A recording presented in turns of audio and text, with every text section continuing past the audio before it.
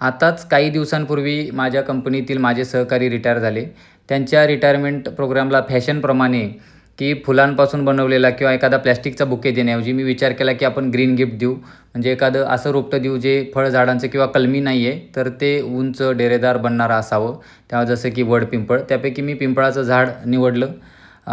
तर म्हणलं की ही प्रथा जी आहे की बुके देण्याची ती कुठंतरी आपण थांबवायला हवी. त्यातून पर्यावरणाचा ऱ्हासच होतोय. असं एखादं रोपटं देऊन मेन काम आपलं जगवणे आहे.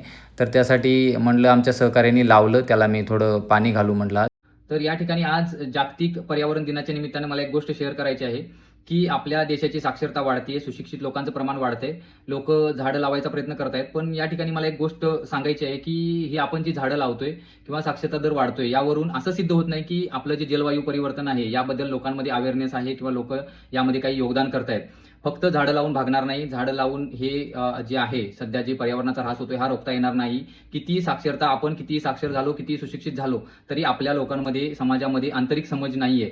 जी उपनिषद किंवा भगवद्गीता आपल्याला आंतरिक स्वतःबद्दलची समज देते, ती समज आपल्या समाजात पाहायला मिळत नाही. आणि जोपर्यंत ती समज येणार नाही, तोपर्यंत तुम्ही कितीही झाडे लावा, कितीही काही करा, नारेबाजी करा, त्याचा काही उपयोग होणार नाही. तर माझं म्हणणं असं आहे, की जे पर्यावरण प्रेमी आहेत किंवा वृक्षप्रेमी आहेत, त्यांनी वृक्ष लावणे किंवा पर्यावरणावर प्रेम करणे हे कधी शक्य होईल जर तुम्ही स्वतःवर प्रेम करत असाल. जर आंतरिक समज नसेल, तर तुम्ही बाहेर केलेले सगळे उपाय फेल जातील. धन्यवाद मित्रांनो.